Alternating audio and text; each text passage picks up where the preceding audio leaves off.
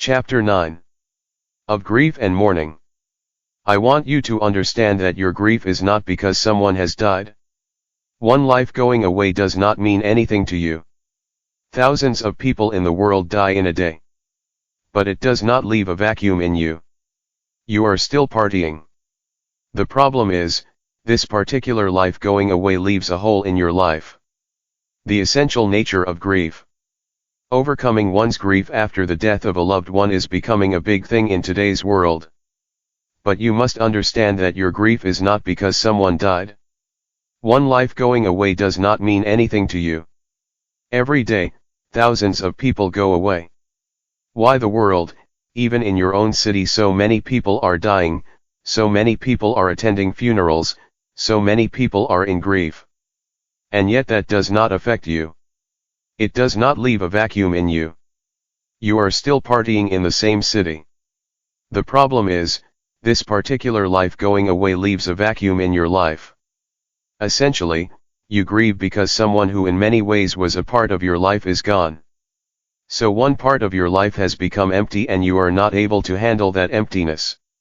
It is like this: a group of you were playing a game, and now suddenly one person has dropped out. There is a gap in the game because of that and you are not able to handle it. Your problem is that this particular death leaves you incomplete. You built your life around someone, you made plans in your mind: I am going to get married to this person, I am going to have 2 children, I am going to make these children do this and that, and so on. But now, when this person vanished from your life, suddenly, all those dreams are shattered. You don't know what to do with yourself. You are disillusioned. If you are disillusioned, that means your illusions have been destroyed. When your illusions are destroyed, the Maya one is gone. This is the time to arrive at reality. Unfortunately, most people make this into a very painful and destructive process within themselves. Grief is just about your incompleteness. This is a very cruel thing to say, but it is true that most people will suffer more if they lose all their money or sustenance than if they lose their spouse, parent, or child. It may sound brutal, but it is a fact. This is why grief can happen to you even without anyone's death.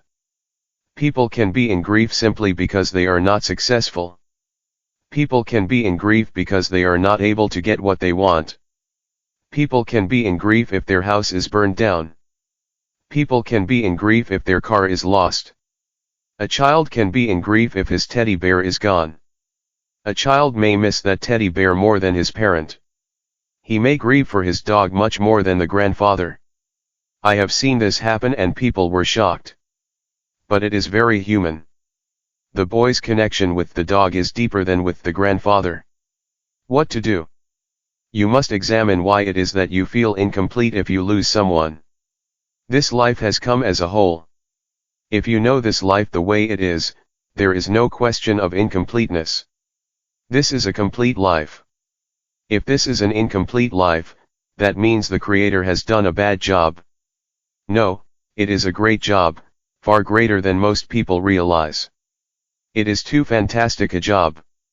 If you had experienced this life the way it is, then nothing would leave a hole in you because this is a complete life. Then you would not fill this up with your profession or your car or your house or your family or something. This life can interact, relate to, be with and include so many things. But still, by itself, it is a complete life.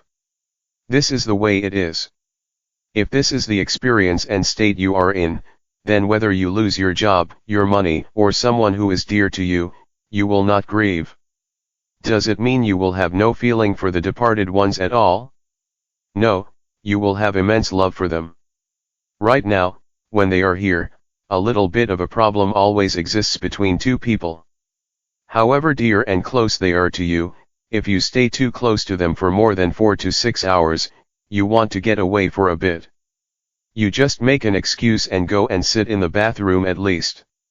You need some excuse to get away from them, however close and wonderful they are. When people are embodied, 2 bodies cannot be close all the time. After some time, the bodies have to get apart. But when they are disembodied, immense love will come forth because this barrier of the body is gone. You have known many things together, done many intimate things, many wonderful things have happened between two people. But as long as they were alive, you hold some small point or the other against them and resist. Now, those small points of resistance have evaporated with death. Now, there is no problem, they will not speak, they will not argue with you, they will not disagree with you. You must see only the wonderful side of who they were. They had problems all right, they had a nasty side to them. But all those things are only because they had a mind and body. So if someone passes away, you should be completely overwhelmed with love. But, unfortunately, you become filled with grief. Grief is a crippling force because it leaves a big hole in you. Then you don't know what to do next because you have not experienced life the way it is. Grief can also have an existential basis to it. But this is only in those cases where a parent has lost a child. This is more so with the mother than the father. If the mother loses an offspring below 21 years of age, then there is an existential basis to it. Beyond that, it is just purely psychological. The loss of a child is suffered most if the child is between 4 and 21 years of age. Till 4 years of age, this memory is not too well imprinted. Post 21 years of age, this memory begins to delink.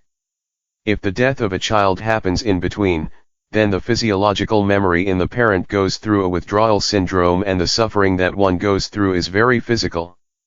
Of course, this varies from one individual to another based on emotional and psychological connection and dependence. The physical manifestation of grief is also possible between two spouses who were very deeply connected. When one of them dies, then a certain withdrawal happens in the body of the other which they may suffer. Such people may exit within 6 months of the death of their spouse. This is not necessarily out of psychological trauma but because of the intertwining of lives. But that is not always true. Very few people get that close. Most of the time, grief is more psychological than existential. But the psychological is not any less important. Human emotion is a powerful part of one's life. The psychological and emotional parts are not any less significant than the physiological part. It is equally powerful or more powerful, I would say. Going beyond grief. We don't wish for it, but if it so happens that our children or siblings or someone who we deeply love dies before us, how do we go beyond the grief? When we talk about going beyond something, it is not about forgetting about it. You cannot forget your child. You cannot tell yourself, it is all right, it is all natural. You cannot. It is true that something that is very precious to you, something that means a lot to you is gone. But the fact of life is that when something slips beyond the realm of what you call as life right now, once it crosses that boundary, it is not yours anymore. I want you to understand that when your parent, child, or friend is dead, you can neither care for them nor can you be uncaring towards them. Both these things are only for the living. In other words, they have crossed a boundary line, beyond which it is not your realm or business. You must understand that your connection with people is very physical. Some connections are not physical, but for almost 99.99% of the people, their connections with other people are all physical. Someone is your mother, someone is your father, someone is your husband, someone is your brother, or someone is your wife, all because of the physical. You may have emotions attached to it, but emotions don't mean anything on an existential plane. If I just wipe your memory out, your emotions will be forgotten. You give it enormous importance but it is very much on the surface. Even your deepest connection is physical. Now, your brother or friend or child or parent or whoever died, when they were alive, what are the things that you knew about them? Their body was familiar to you. They may have revealed some parts of their mind to you. Even that they would not have revealed completely to you, don't have such illusions. They would have revealed some aspects of their emotions to you. They did not reveal anything else to you. Now, when they died, they did not carry their body and go. So one major part of familiarity is finished. Whatever the content of their mind, the memory of who you are and who they are was also left behind.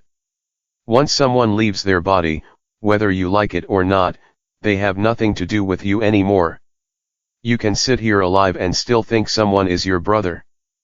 But for the one who has left the body, there is no brother, sister, father, mother, he or she has gone beyond that. Only when you are embodied, you have a mother, you have a father, you have a brother, you have a sister. After that, there is no such thing. When someone dies, people think they must forsake their enmity with that person and their friendship should be nurtured. That is stupid. Someone who is dead is neither your friend nor your enemy. It is over. The business is over. You are unwilling to come to terms with it, so grief sets in. As you slowly come to terms with it, grief recedes, isn't it? Anyway, after 10 years you will forget them. Usually, it does not take 10 years, but even if it takes 10 years, after 10 years you will eat well, you will laugh, you will make merry, you will do everything. I am saying maintain 11 days of mourning, and after that, you do all that. What is the problem? Somewhere people feel guilty that they are still alive when someone has died. But you will also die. You just have to wait. This seems like a very brutal approach, but that is the fact of life. We must decide in our lives whether we want truth that is liberating or we want fancy lies which give solace. If you tell me you want solace, I will tell you a different story. If you tell me that you want the truth, you want liberation from this, then it is a completely different thing. It is not with any insensitivity that I am saying this, but it is time to accept it the way it is. When death happens, it is time to look back and cherish what has been, and it is time to accept it and look at what you can do with the life that is here. Right now, let us say, your son or daughter or grandson or someone who was very dear to you passed away. Instead of sitting and making a wreck of yourself, why don't you look around you? There are so many other sons and daughters and grandsons who have no one to care for them. There is enough opportunity for you to express this love and care in a million different ways. There is so much life around you which needs this care, and you have a need to find expression to this love and care in you, so please do that. If you don't do that, your grief will be forever. It will remain bottled and torture you for all your life. For one son that you lost, you can take up 10 as your own and find full expression to your love and parenthood. You will find that it will become a foundation to make your life much more beautiful than it would be with just one son. You could make it like that. You have to take that step. Otherwise, you will simply go on with something that you cannot change. I want you to remember that what is happening within us, it does not matter for what reason it is happening, is being created by us. If we are willing, we can change that too. As long as you are alive, it is important that you see how to contribute to the living, because other than doing a few rituals within the stipulated time, there is nothing that you can do about the dead. Moreover, if you believe that the person you are grieving for has enriched your life, show that enrichment in how you live. If you are going to cry for the rest of your life, then it means this person is now the biggest problem in your life, isn't it? Someone entered your life and left. If they have enriched your life, you must live joyfully. Acknowledge them for whatever they have done to you, don't make it look like they poisoned your life and left. I want you to understand, however big one is in the world, tomorrow morning if I fall dead or you fall dead, the world will go on just fine, maybe better, without us. It is good that people die. Should we bring back the dead? Right now, your emotions are such that you will naturally say, please bring back my brother who has died. But why only your brother? Shall I also bring back your grandfather and his father and his father and everyone? Can you imagine what would happen to the world if all those people wake up and start walking? It is good they are dead, isn't it? It is not right to think that someone should not die. People should die. We want them to complete their whole course and die. We don't want them to have an untimely death, that is the only concern. But that understanding is not there today, as people are so terribly attached to their physical bodies. This is why even if you are 90 or 100 you still don't want them to die. You must understand that whatever situations happen to you in your life, you can come out of it with greater strength or you can be left broken by it. This is a choice that you have. This is a choice every human being has. We do not have a choice all the time about whether the situation should happen or not. We can influence it only to some extent, but many situations will happen beyond us. But each time, we have the choice whether to go through these situations gracefully or go through these situations in a broken way. This is a choice we always have. Now, is it possible to do some rituals to overcome grief? Yes, we can. There are things you can do, but is it worth doing it is the question. You must understand creating rituals for everything is taking steps backwards. Doing a ritual means you are not willing to do anything, you just want someone else or something else to handle your grief. When there is a way, where with a certain attitude of mind and awareness, you can come out of it, why do you need to go into rituals? It is okay to use rituals for certain aspects of life, but not for every aspect of life. If someone dear to you dies, you must learn to handle it rather than expecting a ritual or some other intervention to release you. If someone is in such a hopeless state, yes, we will do something, but that should not be the mode for a society. It will become very entangling after some time. One of the tools you could use to overcome grief is to perform Kalabhairava karma. Kalabhairava karma will distance you from your genetic memory. If it is done properly, there is a clear distance that is created. Suddenly, it is okay, because there is a distance between you and the dead relative. This is why many people who come to do Kalabhairava karma experience that afterwards suddenly they feel light, as if a huge burden has been taken off them. Kalabhairava karma is not a ritual to handle your grief, but because of what it does, it can handle grief also. Articles of the Dead. Once a woman whose grandmother had passed away a few months earlier narrated an incident that kept bothering her. One day, she wore her grandmother's clothes while cleaning her closet. She was also wearing her grandmother's ring that she had inherited. She felt that her grandmother was communicating her disapproval of this, and she had been experiencing her grandmother's presence around her. Moreover, she had taken up some of her grandmother's habits too. For example, she had taken to smoking, even though she was not a smoker until then. Her grandmother was. There were a few other things like this, and she was bothered by it. She wanted me to help her become free from this. Generally, a lot of such things are people's imagination going wild, but sometimes there could be a basis for it. If you want to be free of such things, the first thing you should do is to stop relating to the dead. You need to understand this, however dear they were to you, however intimate they might have been with you, the moment they shed their body, their general sense of mind, intellect, and emotion, which was the basis of your business with them, is finished. All the things that you knew about them are finished. Some other sap is still on, but you never had any relationship with that sap. Your relationship is with the other aspects. All those aspects were shed when that person died. So the only thing that you do when someone dies is you cherish the beautiful moments that you had with them, that is all. If there was something beautiful, you cherish that, otherwise, forget about them. Don't try to work your guilt and your problems through the dead. It can become very complicated. You must leave the dead to the dead. You have no business with them unless you have a certain level of mastery over your own life. You should not even look in that direction, because you could completely mess up your life by trying to do something silly. And anyway, it does not matter how attached your grandmother was to her clothes and whatever else, she could only wear it as long as she had a body, and you know clearly that she has lost that. So she has no use for it. Someone who does not have a body does not have any business with food or clothes or anything. Only if you have a body must you go towards food and clothes. Once you lose your body, what business do you have with food and clothes? Even when you have a body, you should not go too much towards it, but at least you have a good enough excuse to do so. You have to cover it at least, so you want to cover it nicely, that is all right. But when you have lost the body, what are you going to wear clothes upon and walk around in?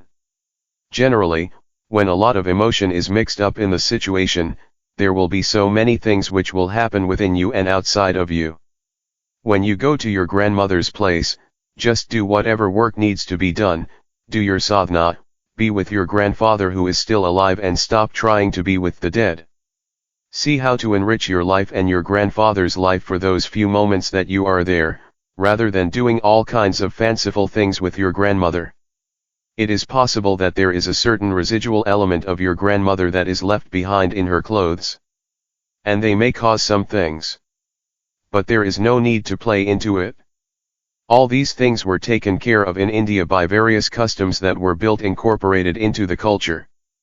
People accepted these things as a normal happening.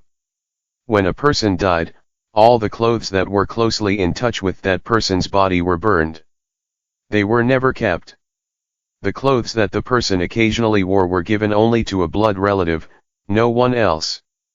And even in such an instance, the clothes were not worn for the first year. These things were done because a certain amount of our energy gets into whatever we are in touch with. If you give it a certain kind of opportunity, these clothes will start behaving funnily. Your grandmother need not come, these clothes will start acting funny by themselves. You are familiar with static where clothes gather electric charges by being in contact with certain substances. Similarly, whatever is in close association with your body will get a certain amount of your quality. The first preference of people who want to do some occult practices on you is to get hold of your hair or nails. These are actually parts of the body that are discarded periodically, so it is easy to get direct access to you through them. If they cannot get that, the next thing they seek is some clothing which is in close contact with your body. Of these, the first target is underwear. This is why people used to take enormous care to ensure that their underwear was never left accessible to others. These days it is all going to the washerman, otherwise, traditionally, in our homes, it was all put in a covered basket. It must be washed inside the house, never be taken out because with this clothing itself, people can do things to you. It is because of this quality that these clothes carry that even when a person dies their clothes can crackle up a little bit if a certain kind of energy is on. There have been instances where things actually moved around. Especially the things that they intimately used, they start moving around here and there by themselves. It is not that this person has come and moved things. It is just that the energy that was associated with those objects is sort of withdrawing. In the process of withdrawal, there will be a little bit of extra movement. It is like when you switch off your car engine, when it is just dying down, it makes a little extra shake in the car.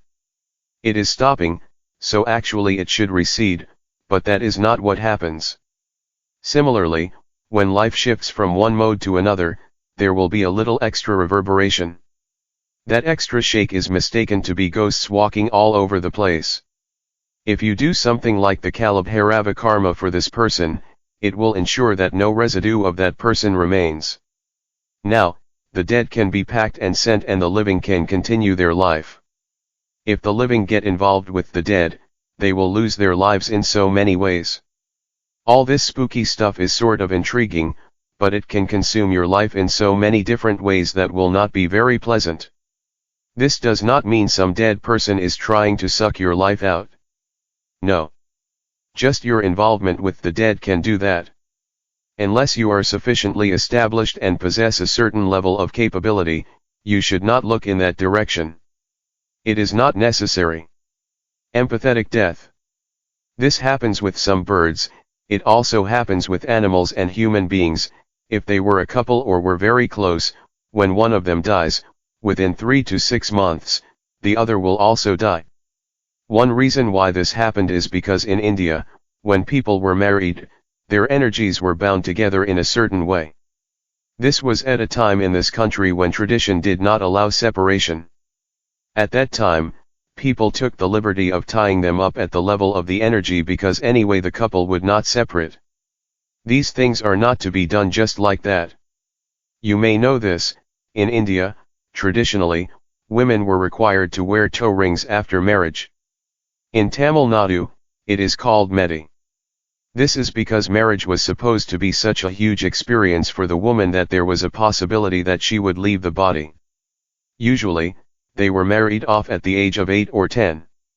The husband and wife would live separately and would not see each other till they were 14 or 15.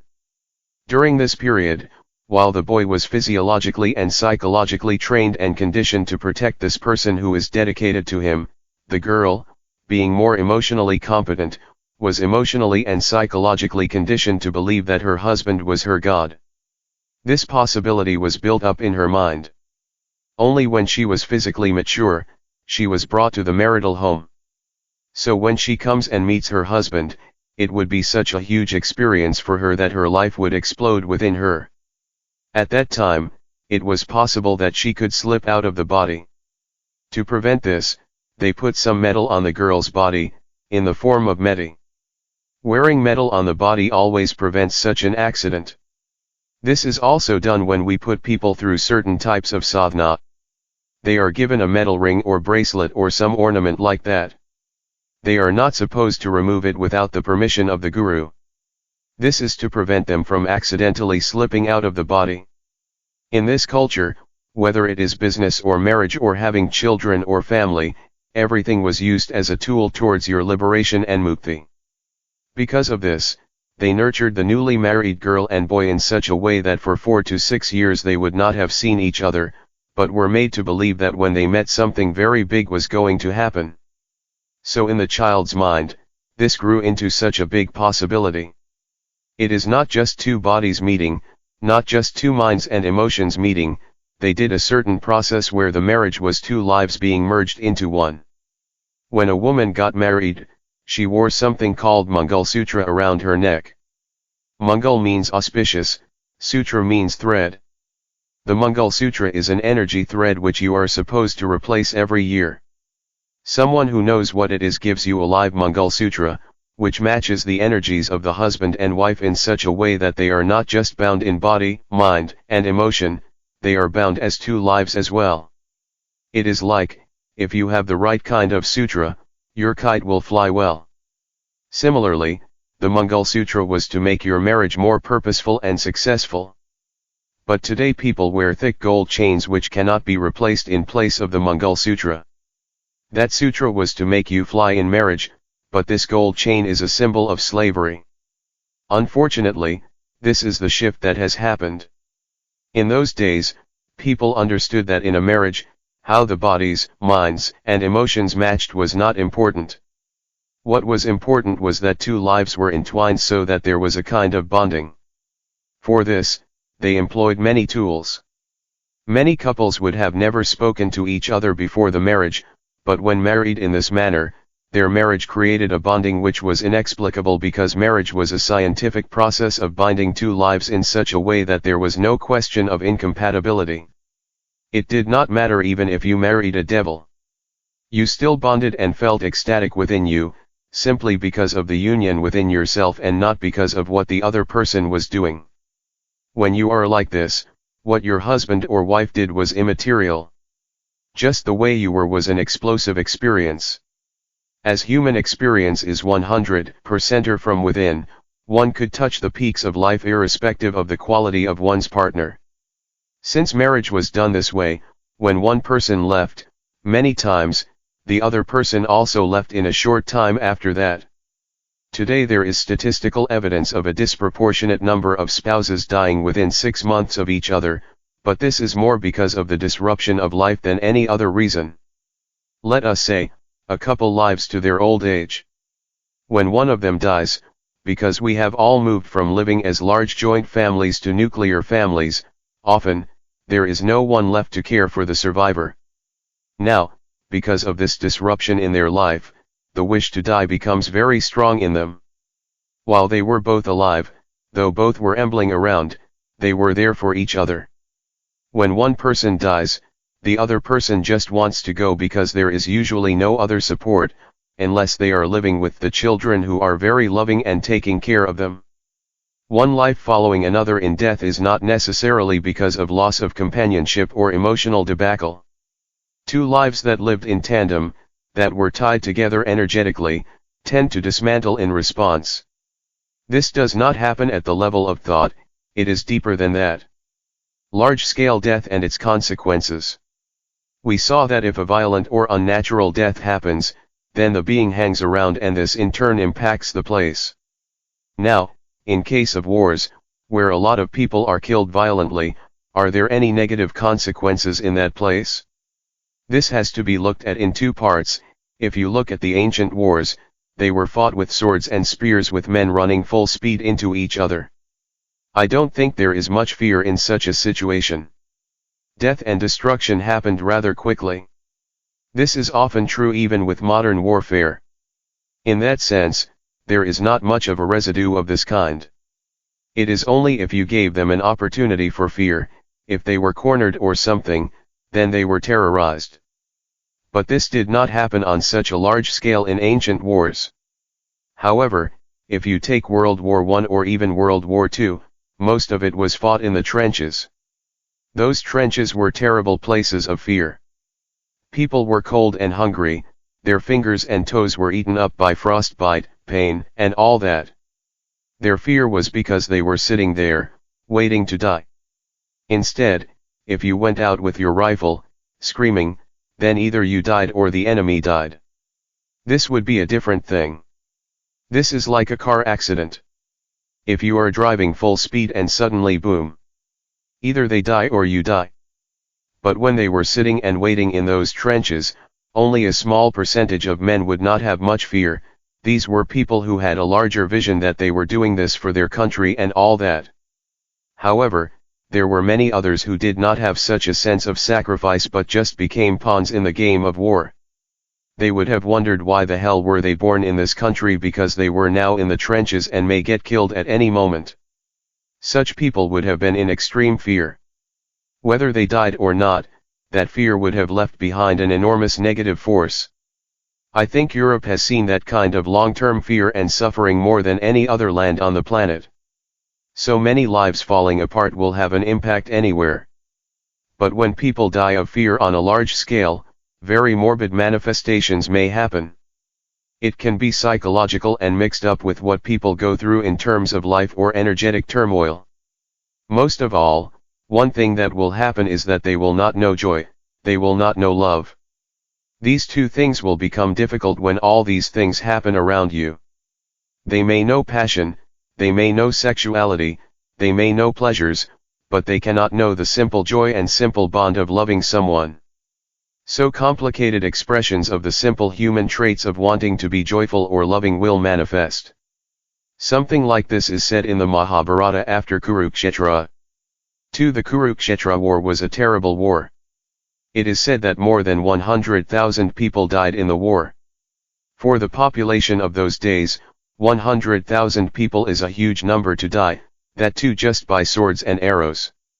If you have to kill 100,000 people with no bombs, no gunpowder, just with swords and arrows, then the amount of fighting that happened must have been enormous. The strange thing is that we know so much about the war and there are detailed accounts of every little thing that happened there. After the war, the Pandavas ruled the kingdom for 36 years, but we don't hear a single word about it. In the entire story, the real story should have been after the war because that is why they fought the war, to decide who should rule and how, but not a word is heard about it because nothing significant happened in their lives. They did not live a joyful life. They simply lived and ruled. They must have done something for the kingdom, expanded perhaps, but nothing significant. Nothing significant happened in the human experience because there was a certain barrenness in their life. This would not be just for those 5 people and their family but for the entire population as well. This was not because they were affected psychologically from having lost someone. Yes, that impact would also have been there, but above all, it was just the effect of the gore of death all around.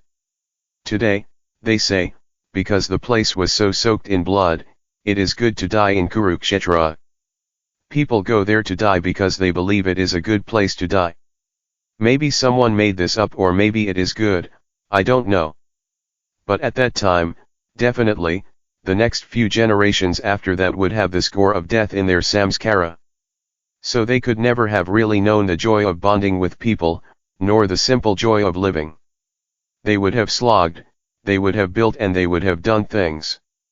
Here and there, they would have laughed, they would have lived, they would know everything, but there would have been no real sense of joy.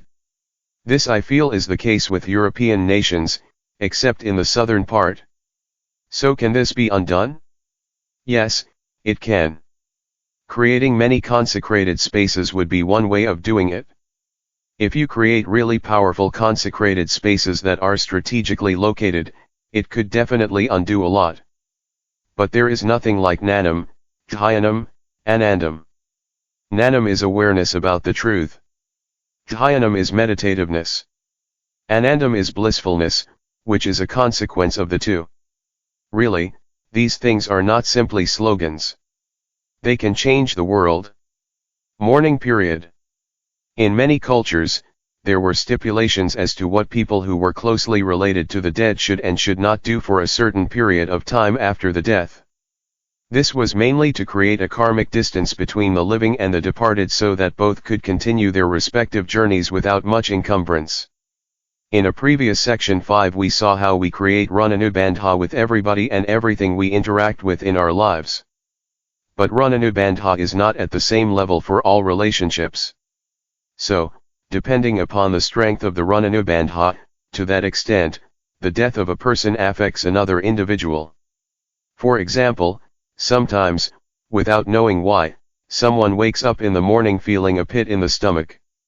This could be due to various reasons, but it is also possible that someone who has strong runanubandha with you is in some distress or has died or whatever. You may not know this person, you may have never met him or her, but just like that, your system is reacting to what is happening to that person. It is very much possible. The problem of speaking about these things is people will start imagining all kinds of things. Tomorrow, if someone is not feeling well, instead of seeing a doctor or examining what they did not do right the previous day, they will start imagining that someone they love must have died somewhere and all kinds of confusion will start. In India, there is a peculiar tradition of mourning that depends on being genealogically related to the dead person in a particular way. Such people are supposed to avoid going to temples or participating in social events or celebrations for 40 days. This is because, in ancient India, they followed the system of Kula, which is like a clan, but with a much more genetic basis to it. Kulas were created mainly to maintain a clear genetic pathway through generations. Through this connection, they created runanubandha on the physical and genetic level as well. Kulas were maintained and sustained primarily by creating Kula Devatas, or the deity for the Kula. Each Kula had a deity with specific rituals related to that deity. In ancient times, not everyone went to every temple. There were some temples that were for general well-being, which everyone visited. But for specific purposes, people went only to their Kula Devata. Not only that, if a certain kind of genetic pathway is maintained, you can create certain energy which travels through the track, impacting the entire clan. Even now, this is happening to some extent, where medical science is coming up with medication that is specific to certain kinds of DNA makeup. In the future, probably by just spraying a medicine in the air, all the people who have that type of DNA will benefit instantly. Similarly, it is possible to do spiritually beneficial things to the entire clan, across generations, by just doing it in one place. For example, when Kulas were maintained, everyone in the Kula did not need to go to the temple. If one person went and prayed, or one big ritual was done, everyone could benefit, whether they were physically present in that space or not, because all of them were connected and the energy moved through that connection. For thousands of years, people maintained the genetic track in their own way. Never mixing it up, never doing anything that would disturb the track, so that the progeny was well maintained. They had whole systems of how to marry, intermarry and not marry among their own clan. All these things created a very strong runanubandha, which ensured the survival and well-being of that clan. Today, Kula is understood as caste and we just react to some atrocities that have been committed in that name. We think everything must be dismantled. In any case, it is all broken and gone now. Today, the genetic material of people is all mixed up. Society has changed. Today, your son may fall in love with the girl next door and she could be from any caste, religion, or race. So it will not work the same way. Today, your choices have become more important than maintaining those kinds of things. So those things have become irrelevant. You cannot revive that, but there was a deep science with immense benefits in it. It worked phenomenally for some societies that kept it. When things were maintained like that, not visiting temples at a certain time was a very relevant thing. It was a wonderful understanding of life, a fabulous understanding of genetics and how it functions. When the Kula system was still relevant, if there was a death in the Kula, all the members of the Kula who were related to the dead person in a certain way were asked not to go to the temple for 40 days after the death. This makes sense only for the Kula Devata temple. This is because they wanted to avoid the possibility that the deity would confuse the person with the dead person because of the close resemblance of the genetic material with that person. The deity may recognize you and the dead person's energy as the same, and it could disturb your system, it could cause destabilization of your body. In extreme cases, it could even cause death. So when that energy is hanging around you, you don't go to your Kula Devata, but you can go to a Shiva temple or a Kalabhairava temple. Memorials, samadhis, and pyramids. Building memorials for people who are dear to us or those who were of certain significance or prominence, after their death, is common in all cultures of the world. The famous Taj Mahal of India, for example, is a memorial built by a king in memory of one of his wives. This is also one way of handling one's grief. These memorials also have social and political significance where they help in building our identities. However, beyond these reasons, is there any need or existential significance to it? That depends upon many factors. Once it happened, a 5-year-old boy accompanied his mother to the cemetery. He had never been to a cemetery in his life. While his mother was paying her respects at one particular grave, the boy went about everywhere reading all the inscriptions on the tombstones. He then came back to his mother and asked her, "Mom, where do they bury all the horrible people?" Every tombstone declared this was the most wonderful man, so he wanted to know where the horrible ones were buried. Generally, people want to have good memories of people who have died, so their memorials also say good things about them. But in India people created another kind of memorials called samadhis. There is some spiritual significance to such samadhis, and people go to a samadhi not just to remember the dead or pay their respects but also to be in its presence and meditate. In India, if someone died in a certain way, people recognized that there was a benefit in preserving that place and wanted to make the energies they left behind available to people. For example, there is Vijay Samadhi at the Yoga Center. If you simply sit there, you will see that the Samadhi has its own aura and energy about itself because of the way in which she left her body. It is like a solvent. It is a kind of dissolving energy. Generally, for certain people, I tell them not to sit there for too long because it is a very body-taking kind of energy. It can slowly dissolve you. It was set up with the intention that there is one corner in the yoga center which nurtures a very different type of energy altogether. It is mild and subtle. It is also very beautiful and pleasant. If you simply sit there without aspiring for anything or relating to anything or trying to imagine things, it can give you a bodiless kind of feeling. For one who is doing sadhana, it is good to be in such spaces. That space is fundamentally of the Anahata chakra. A lot of people go there probably out of curiosity, but if you look at people who go there regularly, they are a certain type of people. They are Anahata-oriented people who are naturally drawn to that. They prefer to sit in the samadhi rather than in the dhyanalanga simply because they are of a certain type. There are many places like that in India. One such place is Kumara Parvata, near the Kukka Subramanya temple in the Western Ghats, Karnataka. It is believed that Shiva's younger son, Kartikeya or Subramanya, as he is known outside Tamil Nadu, left his body on top of this mountain. He was a fierce warrior yogi who unleashed destruction wherever he perceived injustice. It is said that one day he realized the futility of his deeds and decided to put an end to it. He washed his bloodied sword one last time in the river at the foothills of Kumara Parvata and climbed the hill. He never came down. They say he shed his body at the top of the mountain. It is said that he was such an accomplished yogi that he shed his body in the standing position. His energies are very much intact there even today. About 20 years ago, we went there with a group of residents from the yoga center. Halfway up the mountain, there is a house that belongs to two brothers who live there. People going up the mountain usually camp there on their way up and down.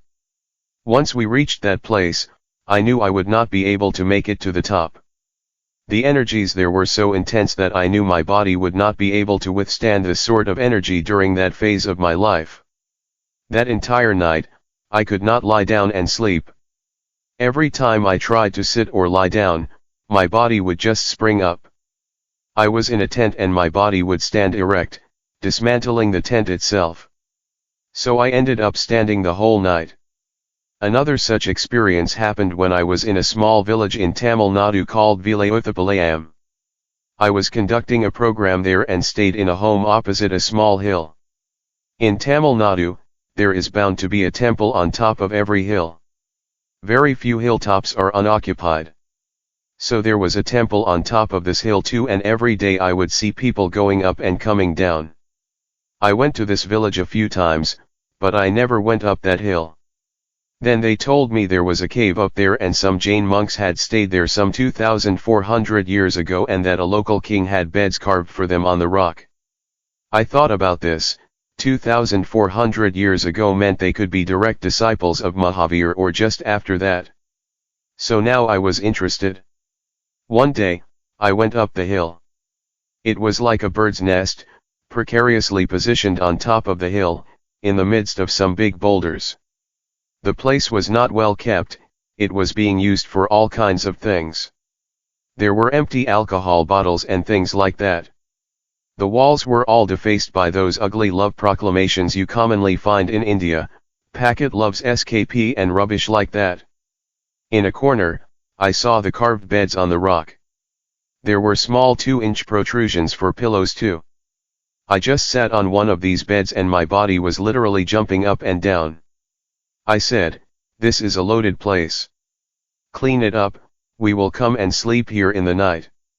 That night, about 9 of us went up with mattresses to sleep in that cave. No one slept for a moment because the energy was bursting there in strange ways. And I could clearly see that the person who used to lie on the bed that I happened to sleep upon had no leg below his left knee. What had happened, we don't know, but there was no left leg. They must have been that kind of intense people that their energies were distinctly bouncing there, even after over 2,000 years. There are many more such places in India.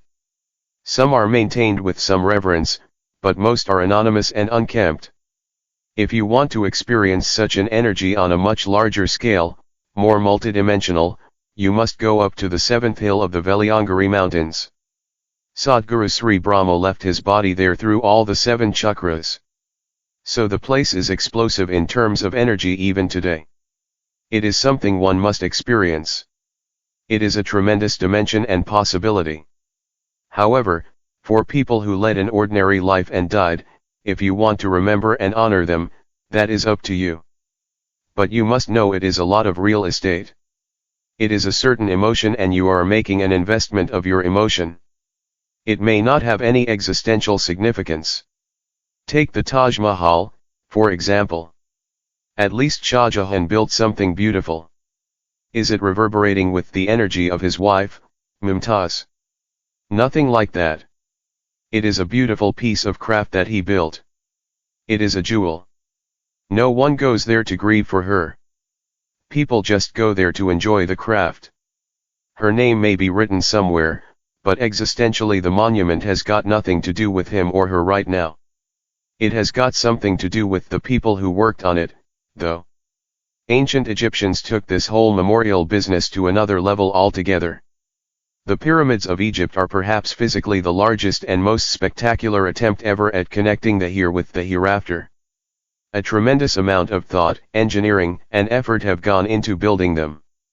In terms of physicality, perhaps no other human effort to ensure the well-being of the dead is so desperate. So what would be the spiritual value of these pyramids? How far do they go in ensuring the well-being of the departed? Is this effort worthy of emulation in the present times? Egyptians started building pyramids because they were very death-oriented. It comes from their obsession with pleasure. Death and pleasure are very directly connected. People always think life and pleasure are connected. No, death and pleasure are very directly connected. Pyramids are just one aspect of what they built. They built some very fabulous temples also, but the pyramids have become very popular because of some modern death-oriented people who wrote books on them. The basic quality of the pyramid is preservation. Some people are promoting the pyramid as a meditative process. A pyramid has nothing to do with meditation. Sitting inside a pyramid and meditating is just ignorance. If you are doing it for health purposes, it is okay. It definitely supports health, but if people think that sitting inside a pyramid and meditating will take them to higher levels of consciousness, it is a very wrong notion. With the pyramid, you can create health, organic unity, and maybe you can increase your lifespan to some extent, but it is not a spiritual process. It does not help the dead in any way, except assisting in the preservation of the physical. Pyramids work because of their geometry. Even if you make a paper pyramid whose angles are exactly 51.5 degrees on all the four sides and on the top, it will work. You can place a vegetable inside it and you will see that what would normally rot in about 3 days will still not have rotted even after 3 weeks. It would have shrunk, shriveled out, but not rotted. This is because if you create a pyramidal form, Vyanavayu gets trapped there naturally. Vyanavayu is in charge of the preservative function of the body. So something can be preserved for a long time, if you can hold it. This is how mummies were preserved for thousands of years. In India, preserving the dead body is the last thing we want to do. The rule is if someone dies, within 4 to 6 hours after death, you must cremate the body. Traditionally, they said, once death has occurred, by the next dusk or dawn, whichever occurs first, the body must be cremated. Destroying the body immediately is very good for both the dead and the living. Preserving the body is only a torture for the person who has departed.